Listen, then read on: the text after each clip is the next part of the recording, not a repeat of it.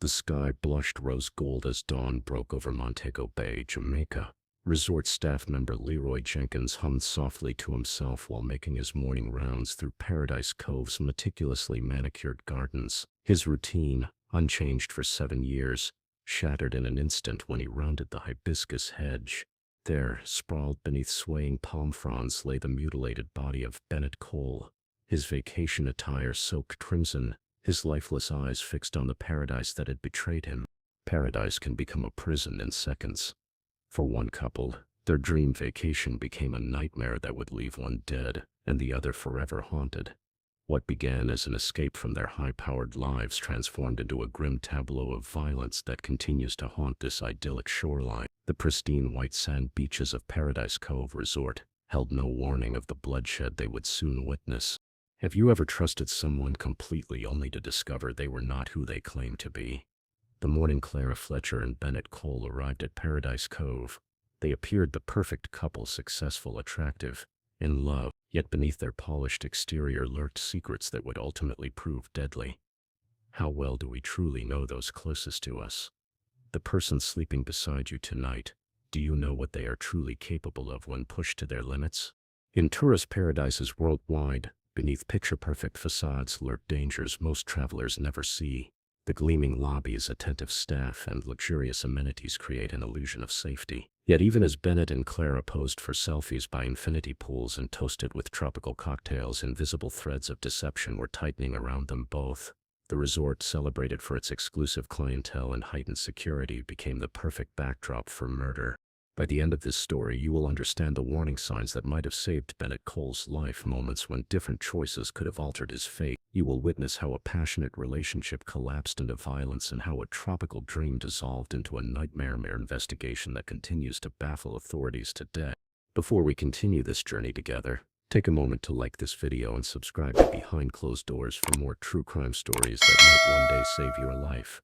Your engagement helps us share these crucial cautionary tales with others who need to hear them. Now let us return to that fateful morning in Jamaica, where paradise became a crime scene and a romantic getaway ended in brutal murder. Atlanta native Clara Fletcher built her reputation as a marketing powerhouse at 32 years old. Colleagues described her as methodical, brilliant, and relentlessly driven. Her Instagram profile, filled with champagne brunches and designer outfits, projected success. But her bank statements told a different story.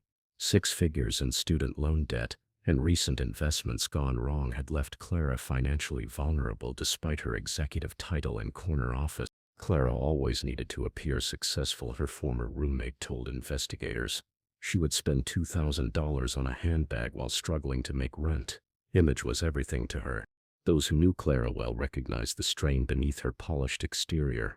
She had grown increasingly anxious about money in the months before Jamaica. Text messages recovered from her phone revealed searches for quick investment returns and consultations with financial advisors about restructuring her mounting debt. Bennett Cole, 34, embodied new tech money. The digital entrepreneur had launched 3 successful startups in 5 years, each more profitable than the last. His New York penthouse apartment and collection of vintage watches spoke to his financial success, but those close to him noted his reluctance to discuss his past. Bennett appeared out of nowhere, his business partner recalled. One day he was nobody, the next he had connections everywhere. He never talked about family or where he grew up. When asked directly, he would change the subject.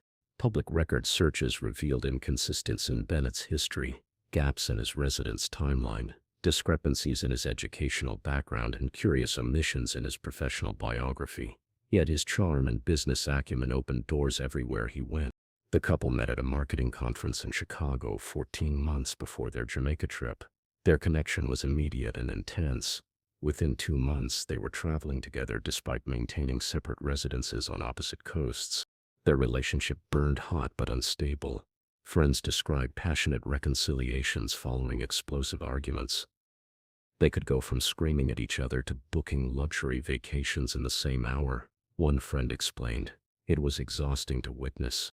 Social media captured their glamorous moments: helicopter tours over Manhattan, private dinners in Los Angeles, weekend escapes to seaside retreats. Yet behind closed doors, tension simmered. Text messages between Clara and her sister revealed growing suspicions about Bennett's late-night calls and unexplained absences. The Jamaica trip represented a chance to reset their relationship. Clara had pitched it as healing time, according to her best friend. Resort bookings showed Clara had upgraded their accommodations twice, ultimately securing the exclusive oceanfront suite with private plunge pool, a 5-figure splurge that seemed at odds with her financial troubles. What they sought in Jamaica was clear: escape, reconnection, and perhaps answers to questions brewing beneath their relationship's glossy surface.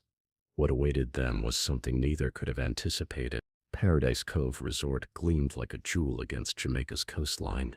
Travel magazines consistently ranked it among the Caribbean's most exclusive destinations, praising its flawless service and uncompromising security. The resort's promotional materials promised privacy guaranteed and discretion assured, selling points that attracted celebrities and wealthy patrons seeking escape from public scrutiny. What these glowing reviews failed to mention were the 3 guest disappearances in the past decade, each quietly resolved with substantial settlements and ironclad non-disclosure agreements. The resort's pristine reputation remained intact through careful management and strategic relationships with local authorities. When Clara and Bennett arrived that June morning, they were greeted with chilled towels and hibiscus tea by Marcus Johnson, the front desk manager whose practiced smile never quite reached his eyes. "Welcome to paradise," he said, handing them crystal flutes of champagne as porters whisked away their designer luggage. Clara later told investigators that Marcus seemed overly interested in their relationship, asking how long they had been together and if they were celebrating something special. Their ocean view suite took Clara's breath away. Floor-to-ceiling windows framed turquoise waters, while fresh orchids and local fruits adorned every surface. Security cameras monitored all common areas and keycard access restricted entry to private sections. "I've never felt safer," Clara texted her sister that afternoon. Yet observant guests might have noticed oddities: security guards who changed routes unexpectedly, housekeeping staff who lingered too long, and blind spots in the surveillance system that staff referred to as dark zones in hushed conversations. By sunset, Bennett and Clara had settled into vacation mode. Photographs recovered from Clara's phone showed them toasting on their private balcony, faces glowing in golden light. "New beginnings," read the caption she never posted. That evening they dined at the resort's exclusive cliffside restaurant, where they met chef Emilia Rodriguez, who would later provide crucial testimony about their final meal together. Also significant was their encounter with Isaiah Thomas, the night security supervisor whose patrol route placed him near the murder scene during critical hours. Even in this paradise, tension found them. Security footage captured Clara walking away from dinner abruptly, Bennett following after paying the bill with clear frustration visible in his movements. Their voices echoed in the empty corridor, not yet arguing but no longer celebrating either. Security cameras captured 3 days of paradise that grew increasingly fragile. On their first full day, Clara and Bennett explored Montego Bay's famous hip strip, sampling jerk chicken from street vendors and purchasing local artwork. Resort footage shows them returning sunburned and laughing, their earlier tension temporarily forgotten. The trouble began their second morning. Breakfast service cameras recorded Bennett excusing himself twice to take calls in secluded areas of the property. Restaurant staff overheard fragments. "They cannot know about this yet, and the transfer must happen tonight." When he returned to their table, Clara's questions about the calls were met with dismissive explanations about routine business matters. Mr. Cole received 4 calls that morning, confirmed telecom records, each from different international numbers that investigators later traced to shell companies in the Cayman Islands. By afternoon, Bennett disappeared for 3 hours. The resort's boat captain confirmed taking him to a private cove accessible only by water, where Bennett met briefly with 2 men on a luxury yacht flying Panamanian flags. Clara meanwhile lounged by the pool, her relaxed posture contradicting the frantic text messages she sent Bennett. "Where are you? Why are you lying to me? Who is she?" That evening they attended a beachfront dinner where 5 separate witnesses observed them arguing. She accused him of hiding something major from her, recalled one nearby diner. He insisted she was paranoid, then left her sitting alone for 40 minutes. Resort bartender Damian Wright became a confidant to Clara that night, serving her 4 rum cocktails while she waited. "She asked me strange questions," Wright later testified. Whether I had seen her boyfriend with other women, or if I knew about places where people could conduct private business meetings away from the resort. While Bennett was absent, Clara was not idle.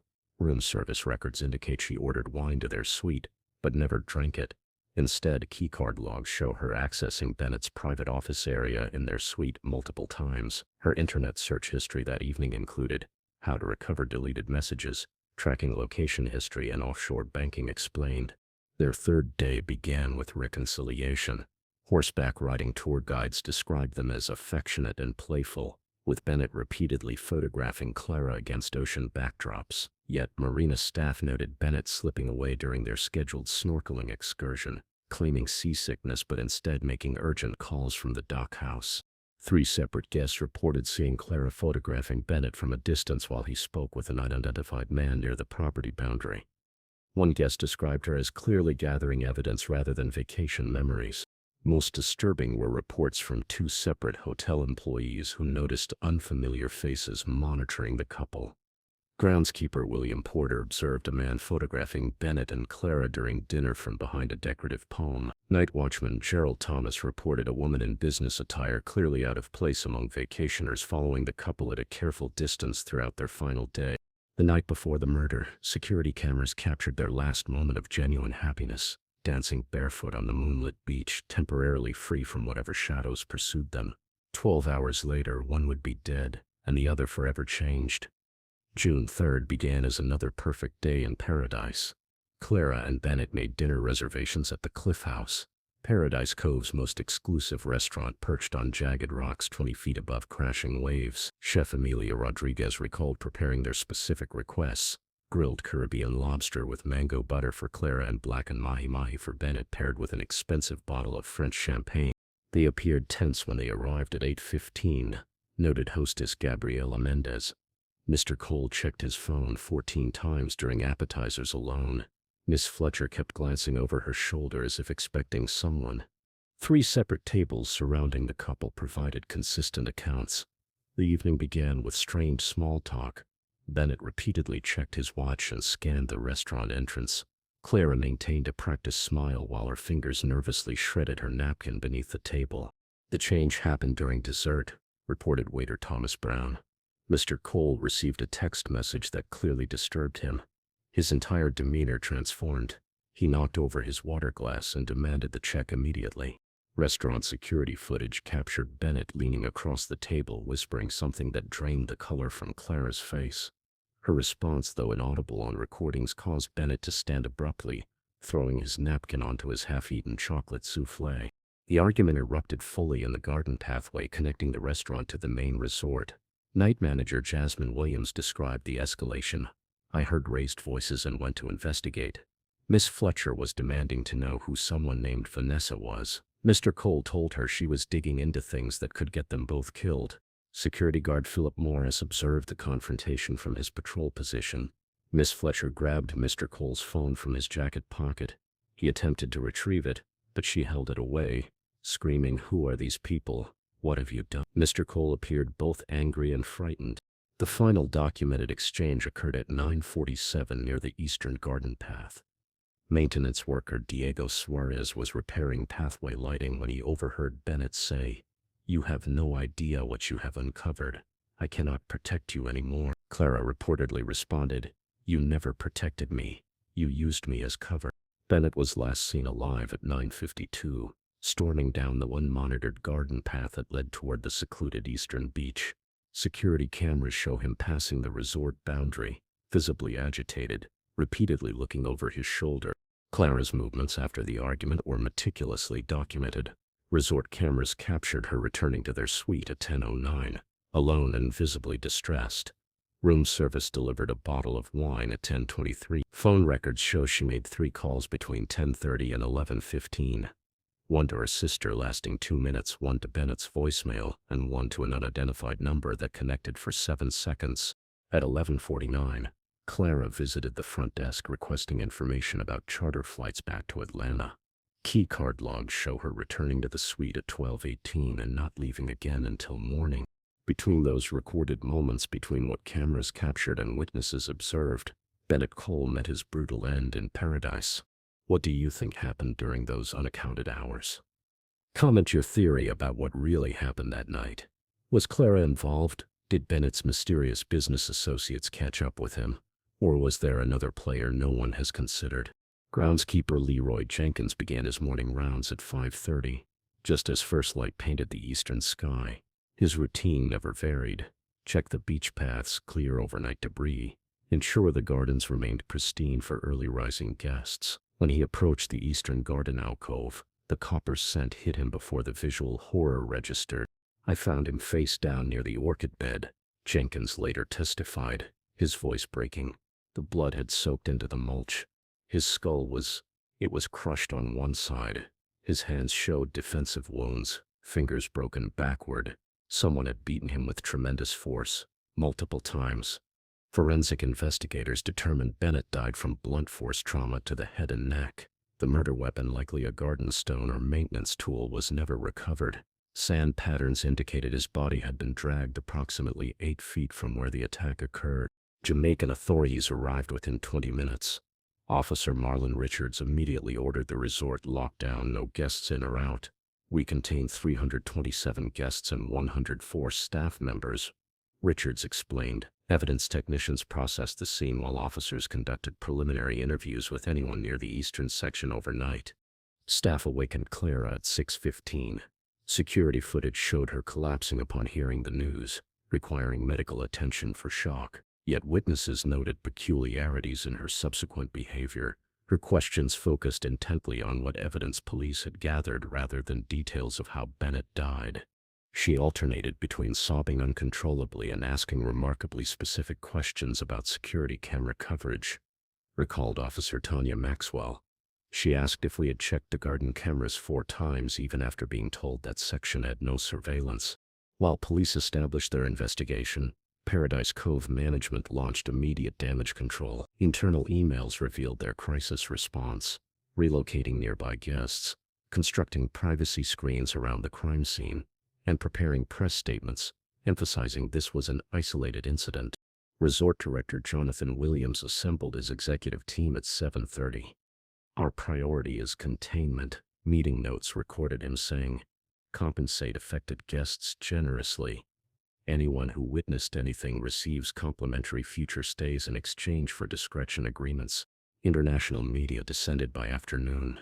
Headlines worldwide proclaimed, "Murder in Paradise, American entrepreneur killed at exclusive Jamaica resort." Coverage emphasized the contrast between luxury accommodations and brutal violence. Tourism officials quickly released statements assuring travelers that Jamaica remains safe despite this unusual tragedy. Meanwhile, Clara remained under medical observation. Sedated but conscious, her passport confiscated, not yet a suspect but certainly a person of interest in a murder case that would soon captivate the world. Detective Marlon Richards established his command center in Paradise Cove's conference room by noon.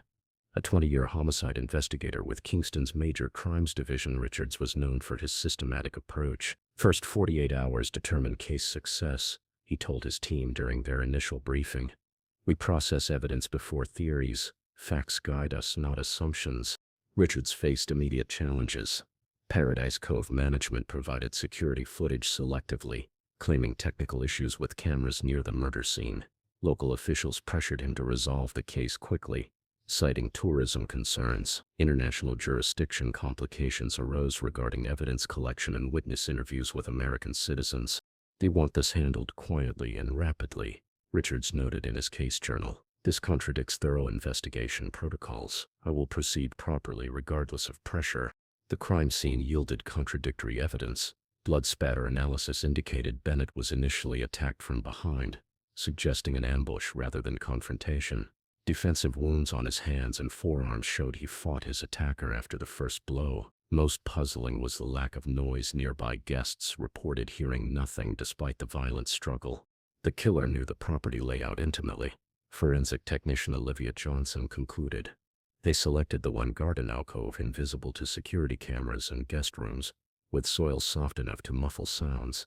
Most revealing was the gold cufflink discovered 20 feet from Bennett's body, monogrammed with the letters VC and manufactured by a luxury jeweler in Geneva. Bennett owned no such item according to Clara and his personal effects inventory. Its presence suggested either another person at the scene or evidence planted to mislead investigators. Forensic analysis delivered surprising findings.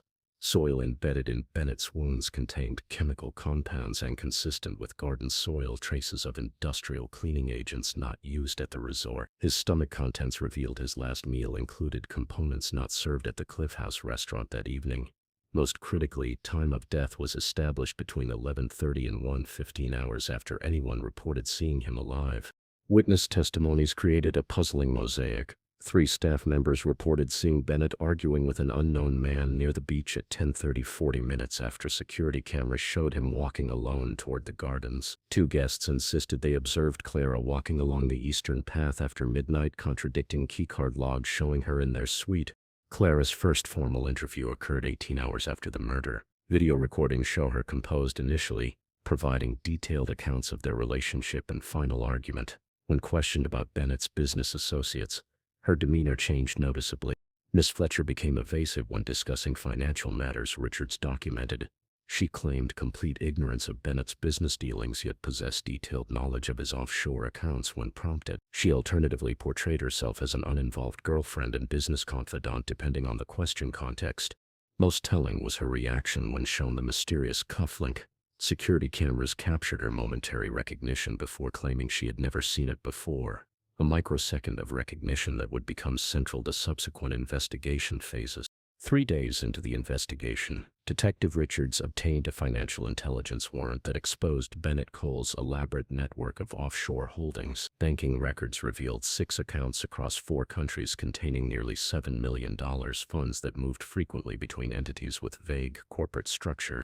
His business model was classic money laundering, explained financial crime specialist Dr. Patricia Reynolds. He created legitimate-appearing businesses that processed funds from less reputable sources. Multiple transactions connected him directly to the Vasquez cartel operating throughout the Caribbean. The connections proved deeper than mere business. Immigration records showed Bennett visiting Jamaica 3 times in the past year, each trip officially for real estate development, yet featuring meetings with known cartel associates. Photos recovered from his cloud storage showed Bennett dining with Carlos Vasquez, the cartel's second-in-command, 6 months earlier. Forensic analysis of the mysterious gold cufflink delivered the investigation's most shocking revelation. The VC monogram matched Carlos Vasquez's personal items, confirmed by photographs from previous surveillance operations. More troubling, microscopic examination revealed the cufflink contained a hidden compartment typically used by cartel members to transport data chips. This was not random violence, Richards concluded in his case notes. This murder connects directly to organized crime. The question remains, was Bennett their associate or their target? Security footage presented baffling inconsistencies. The resort's comprehensive camera system experienced selective outages during critical timeframes, specifically 47 minutes missing from Eastern Garden cameras and 38 minutes from the hallway leading to Bennett and Clara's suite. Technical analysis confirmed deliberate system tampering rather than mechanical failure. Someone with administrative access disabled those specific cameras, cybersecurity consultant Marcus Freeman determined. This required both technical knowledge and physical access to secure areas. The most damning discovery came 7 days post-murder. Insurance investigators found Clara Fletcher was the sole beneficiary of a $3 million policy on Bennett's life. Established just 2 months before their Jamaica trip, Clara had never mentioned this policy during multiple interviews.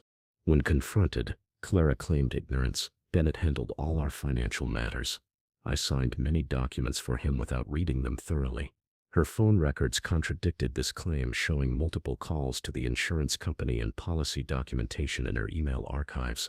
Perhaps most disturbing were revelations from Paradise Cove staff about previous violent incidents. Housekeeping supervisor Elena Gomez finally admitted under pressure, management made us sign confidentiality agreements. 2 years ago, another guest was assaulted in that same garden. The resort paid everyone to stay quiet.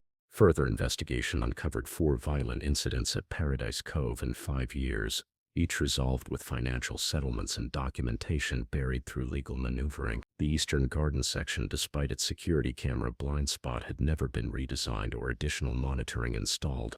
The resort prioritized reputation over guest safety, Richards noted. They created an environment where criminals could operate with minimal risk of exposure. Hit subscribe right now to learn how to protect yourself in similar situations. The warning signs were present throughout this tragic case, and understanding them could save your life during your next vacation. Our upcoming videos will provide crucial travel safety protocols that most tourists never consider until it is too late. As the investigation deepened, 4 distinct theories emerged about Bennett Cole's murder, each supported by compelling evidence yet contradicted by crucial details. Theory 1 centered on Clara Fletcher. The prosecution built a case around opportunity, motive, and suspicious behavior. Clara stood to collect $3 million from Bennett's life insurance policy, a policy she had actively helped establish despite claiming ignorance. Her documented financial troubles provided clear motivation. Keycard records showing her in their suite during the murder timeline were contradicted by 2 witnesses who placed her near the crime scene. Most damning was her phone call to an unidentified number minutes before the estimated time of death, a number later traced to a burner phone purchased in Montego Bay 2 days earlier. The evidence suggests premeditation, argued prosecutor James Wilson. Miss Fletcher created an insurance safety net, orchestrated an argument as cover, and utilized her knowledge of resort blind spots to commit murder while establishing plausible deniability. Theory 2 focused on Bennett's criminal connections. The Vasquez cartel cufflink at the scene suggested cartel involvement. Financial records revealed Bennett had recently withdrawn from several joint ventures, potentially taking profits his partners considered rightfully theirs. 3 known cartel enforcers had checked into nearby resorts during the same time frame, and international intelligence confirmed a standing elimination order for associates who violated cartel protocols. Cole was playing a dangerous game with dangerous people, Detective Richards explained. The murder method, brutal yet efficient, matches cartel enforcement patterns we have documented across the Caribbean. Theory 3 implicated Paradise Cove itself in an elaborate cover-up. The strategic camera outages required administrative access restricted to management. Multiple staff members reported pressure to modify their witness statements. Resort ownership maintained financial ties to development companies linked to money laundering operations. Most concerning was the pattern of previous violent incidents systematically concealed through legal maneuvering and financial settlements. This location was selected specifically because management could be counted on to prioritize reputation over justice, argued FBI consultant William Chen, brought in to assist Jamaican authorities. Theory 4 proposed professional hitmen operating under guest cover. Hotel records revealed 3 rooms booked under verified identities whose passport photos did not match check-in footage. These guests arrived the day before the murder and departed immediately after. Their movements throughout the resort strategically avoided most cameras, suggesting operational knowledge of surveillance systems. International intelligence databases flagged striking similarities to contract killings in Miami and Bogota. Each theory explained certain evidence while leaving other elements unexplained. The prosecution built simultaneous cases along multiple tracks, unable to definitively eliminate any possibility. As one investigator noted, the most troubling aspect is that all 4 theories could contain elements of truth. This murder appears to exist at the intersection of multiple criminal enterprises. 2 years after Bennett Cole's murder, the case remains officially open but inactive. Jamaican authorities exhausted more than 7,000 investigative hours before fiscal constraints forced them to reassign personnel. The FBI maintains a supplementary file but lacks jurisdiction for direct intervention without new evidence. Clara Fletcher stood trial for 9 weeks before a Kingston jury declared her not guilty due to insufficient evidence.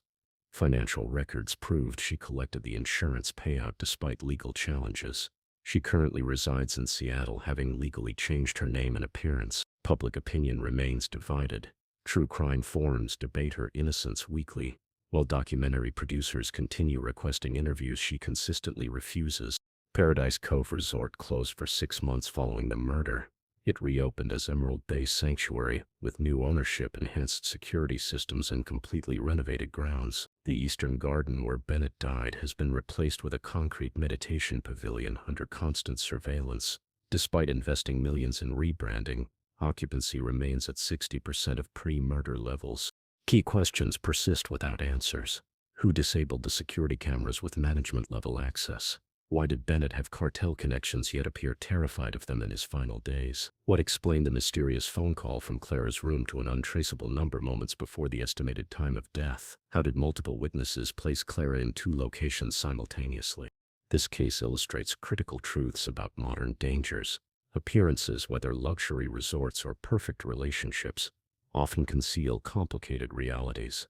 Digital footprints create evidence impossible to completely erase. Financial motivations remain the most reliable indicator of potential threats, even in paradise. Like this video, comment with your theories about what truly happened that night, and share this story as a warning to others. The dangers that claimed Bennett Cole's life continue to exist worldwide, hidden behind beautiful facades and practiced smiles.